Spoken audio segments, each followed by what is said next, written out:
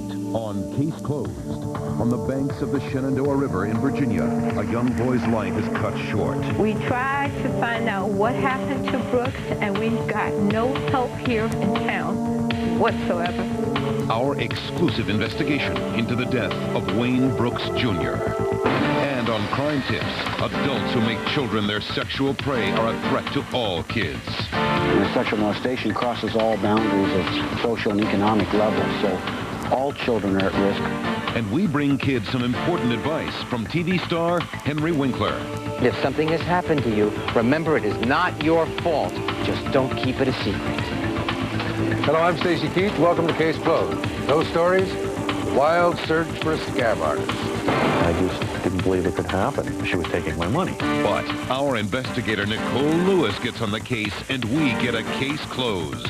Plus, we answer a question for Andrea Conrad, a question that's haunted her for years. He pulled out a gun and he told her that you're going to tell your daughter the truth. Tonight on Case Closed.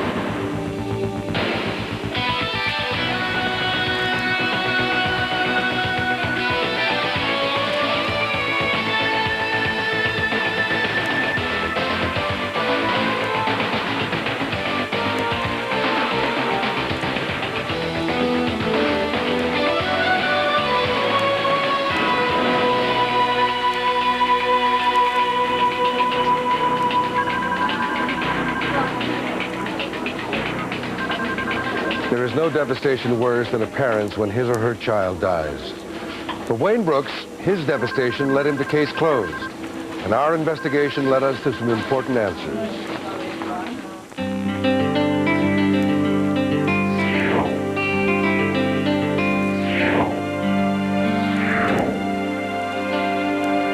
It was the last few days of July in Front Royal, Virginia, a small picturesque town near the Blue Ridge Mountains and the Shenandoah River. A slight breeze blew through the white sycamores that grew up to the river's edge. On that hot afternoon, July the 26th, 4 boys went fishing that day, and only 3 came home. Well, the way they talked, they wouldn't get too close to him. I don't know why they wouldn't get close to him, but they said all he had to do was reach another couple of inches, he would have had it. But he couldn't get it.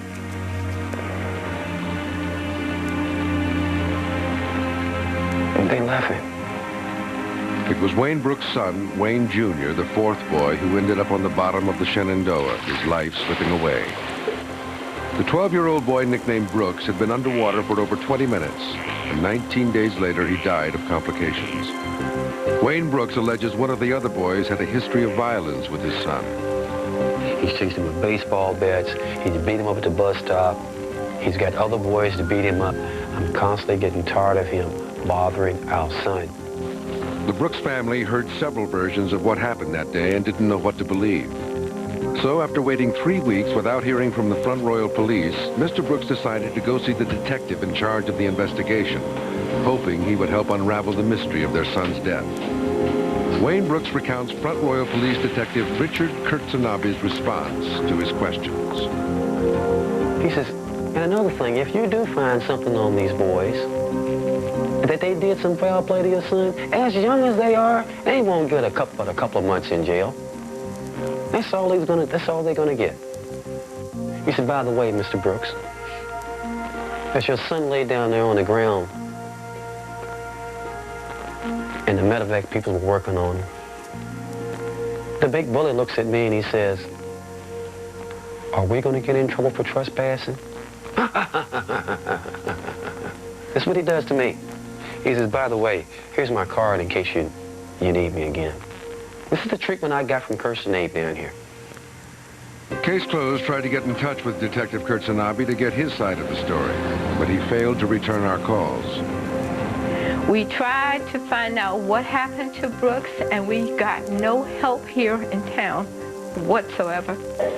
Responding to police insensitivity, doubting that his son's death was accidental, and knowing there had been a history of violence by one of the boys against his son, a desperate Wayne Brooks Sr. turned to Case Closed for help. And I didn't believe when you called me back that you said, give us 30 minutes. We have someone in the Fairfax area, Fairfax, Virginia area, that will call you back. I didn't believe you. Recognizing the frustration and pain the Brooks family had gone through, Case Closed sought out the help of the Fairfax Group of Falls Church, Virginia, one of the best private investigative firms in the country. The Fairfax Group assigned two of their most capable and experienced investigators, Ed Drain and Karen Heath, to the case. Hi, Mike. You have a minute that we could brief you on the Brooks case? Sure. Come on in. Have a seat. They met with the president of the Fairfax Group, Mike Hirschman. We've conducted our preliminary dialogue with Mr. Brooks, and he's given us some information which indicates to us that we should continue to pursue this. One of the most troublesome questions to me is the fact that when the police investigated the incident down at the scene, they did not follow up with any subsequent interviews, nor, most troublesome, I think, they did not contact the parents. Another issue is that the police apparently didn't search the scene of the accident because Mr. Brooks said that he found a towel and 2 pairs of socks belonging to his son approximately 150 feet from where the accident took place. And he said that they apparently had been there since the time of the drowning, which had to be about at least 20 days after that. Were any of the other boys involved in violent activities in the past? The father says there was a history of violence between Wayne Brooks Jr., the victim, and some of the other boys that were involved in the swimming that day. 2 of the kids that were down at the river are from this one family, they're brothers. And when they called the mother, they asked what actually happened down there at the river.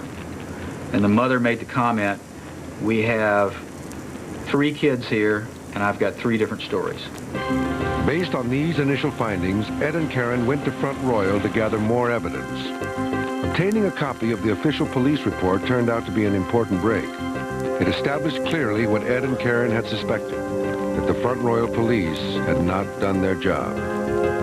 In my professional opinion, an objective law enforcement agency would have committed a lot more time and energy into this case than what appears to have been committed to this one by the Front Royal Police.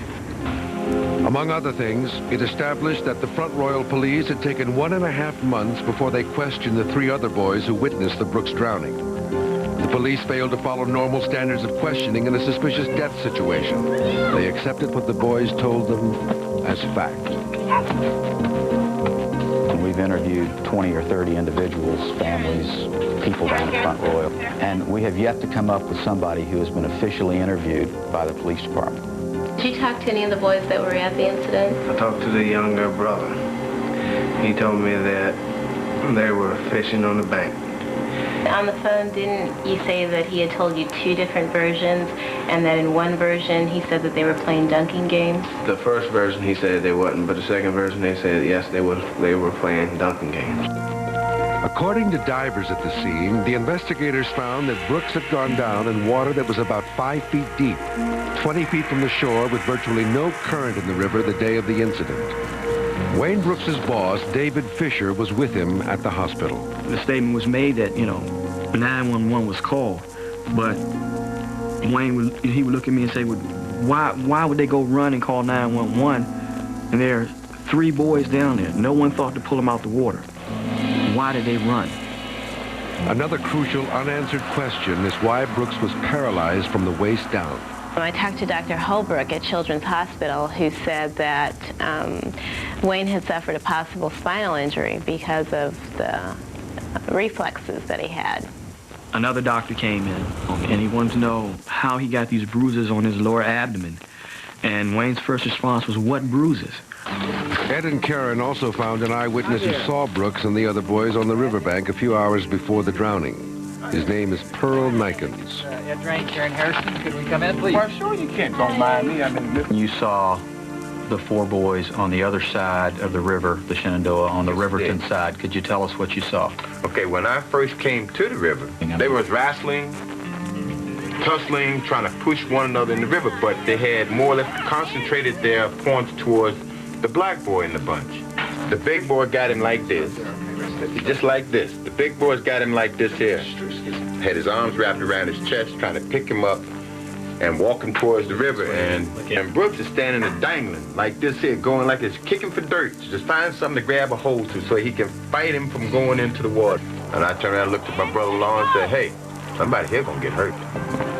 After a month-long re-examination of the Brooks case, Ed and Karen were ready to present the Fairfax Group's report to the Virginia Commonwealth Attorney of Front Royal, Walter Hibbert. Hi, I'm Ed Drain from the Fairfax Group. Hello, I'm Ed Hibbert. Karen Harrison, Fairfax Group. They presented the findings and stressed the urgency of the case. And again, our purpose was only to gather enough information to try to convince you to reopen this thing, not to conduct the investigation. We didn't feel like that was our purpose.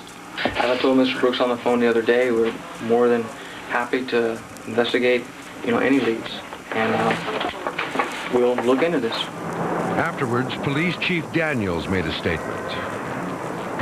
Just on behalf of the Front Royal Police Department, we want the Brooks family to know and the community that anything at all that the material we received today, if it's something in that we can investigate, we'll do everything in our power to complete this investigation to the point that the family would feel relieved and that all avenues have been covered.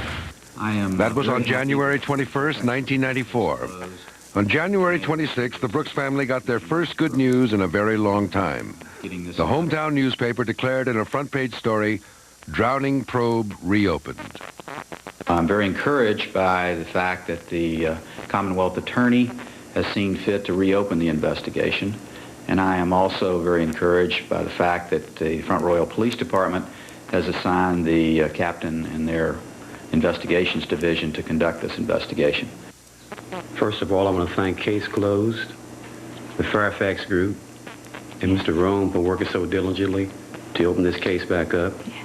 And I want to thank the Front Royal Police Department, the Commonwealth Attorney, and the Chief of Police for reopening this case. Most of all, I want to thank God. As Virginia authorities continue their own investigation, we will keep you up to date on progress in the case. Coming up, She's No Angel. Live